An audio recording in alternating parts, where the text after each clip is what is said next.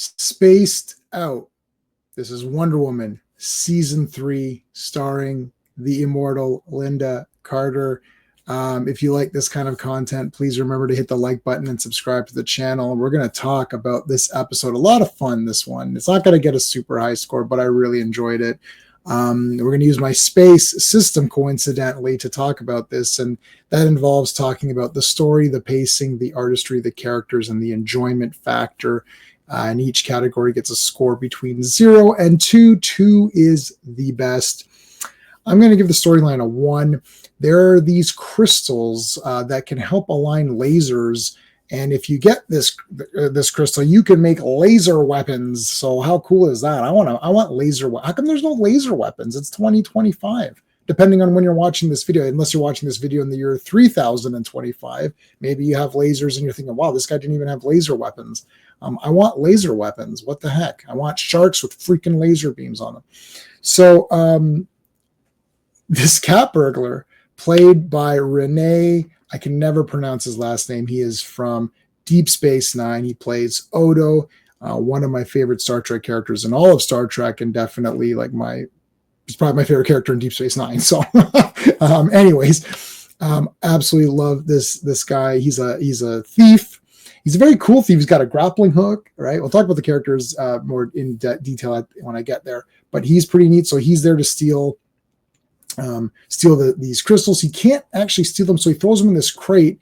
Turns out this crate is going to a sci-fi convention, and it's awesome. There's Logan's Run guys in there. You got Robbie the robot makes an appearance. You have some like Star Trek guys. There's Star Wars. I saw a Tusken Raider there, a couple of X-Wing pilots.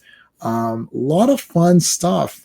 There's also a couple of made-up characters as well, just to kind of fill in the details. Like, I guess you can't get all the licenses, or you don't want to offend anybody, or who knows how it worked back then. So I'm going to give the storyline a 1 point. I liked it. It was very simple. Diana, I guess she needed to get involved because it does involve these laser crystal things. But I mean, a lot of the times I feel like, Wonder Woman could have wrapped this up in 2 seconds, and, they're just kind of prolonging it. But I did have fun with this one because of the convention, the sci-fi convention. They did kind of turn their noses up to it, which I don't really appreciate. I know that back then they were seen as very nerdy, and it's just goofy and kind of silly. But I didn't think it was silly back then, and I don't think it's silly right now. I think it's pretty cool. They do have a cosplay contest, and of course the cosplayers in this episode are nothing compared to what they are now, but still a lot of fun. I do like that. I'll get to the characters. The pacing is a 1.5. I actually thought the pacing was pretty good. I wasn't bored, but mostly because the times where Wonder Woman isn't doing something, I was looking in the background to see if I could spot a Dalek or something from Blake 7, or say, one of the, look, it's a Red Dwarf character. Like, you never see any of the British stuff in these things. But it was cool to point out some guys. That was kind of neat. Turns out that the crystals are actually being used on the scepter. Like, this girl has these crystals, and she doesn't even know that they're anything. She just thought they were plastic. So that's where the story comes into play. The artistry for this one, I'm going to give it a 1. It looks fine. Wonder Woman doesn't do a lot of cool things. There's like jumping, of course, and a few things here and there, but nothing as awesome as the last one I reviewed, which I gave a very high score to. So make sure you watch that video. That was the Going Gone episode. Very cool. A lot of great stuff in that one. Pretty decent in this. Nothing crazy. I'm going to give the characters a 2. So let's get back to talking about the thief, whose name is Kimball. And that's played by the actor who plays Odo, or Rene Auberjonois, something like that. I can never pronounce it. Anyway, he was a great character. He had a grappling hook. He would run. He could give Wonder Woman a run for her money, and he kind of turns out to be a good guy at the end because he doesn't want people to die. He's just a thief. It's a shame. I don't think he returns for the remainder of the series, but that's a shame because he was a great character. The villains were pretty fun. They're not that great. I'm giving it 2 because he's a great character and he's in a lot. And also the nerdy friend. So Diana's got a friend. It's the son of this guy. He's a bit of a nerd. I thought he was a really cool character. I thought he was a lot of fun, and he seemed like a decent fellow. So I like that. I like that he's kind of with Diana, and they're like, "Whoa! Like, how did he get How did he get her? How did he get a date with her? So that's always great. Of course, Linda Carter is the best in all these episodes. Again, in this one, even when she's kind of not making fun, but a little bit looking down, just a smidge of kind of like, oh, this is a bit silly. It's not done in really a mean way. It's more of a fun way.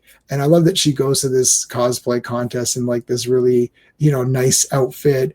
And she has her hair all done. It looks very cute. And you're like, you're like, what? So I thought that was really neat. Yeah, I like this one. Again, like I'm not super dying it over it. I'll give the enjoyment factor a 1.5. I did like this one. The story was pretty simple, nothing crazy going on, but the rest of the categories were all pretty solid. So you're getting a 7 out of 10. And I hate giving a 7, right? Is it, it's a 7 is just like, well, it's okay. I liked this one. Maybe it's a 7.5. I don't know, but I'm going to stick with 7. I think that's a fair score. I had a lot of fun with it. It's not like a top tier Wonder Woman episode, but it is neat for having all those conventions. And little did he know that Renee knew that he would be going to conventions because he's playing Odo, a great character in Star Trek. So there you go. A reminder that if you do like this content, I'd love to have you as a subscriber and check out some of our live streams. We do a lot of great live streams going through old comic books, and we're not pretending they're cheesy. We know they're awesome, and this show is awesome too. I'm not sitting here saying, "Oh, it's good for its time." If you want to irritate me, you can put "it's good for its time" in in the comments. And I'm still going to give you a heart because Wonder Woman would still give you a heart, but it irritates me. Anyways, make sure you hit the like button, and thank you for watching, everybody. I'll see you on the next one. Hey friends, you've just been listening to J-Man, and he is the smartest person who ever lived. So make sure you like and subscribe.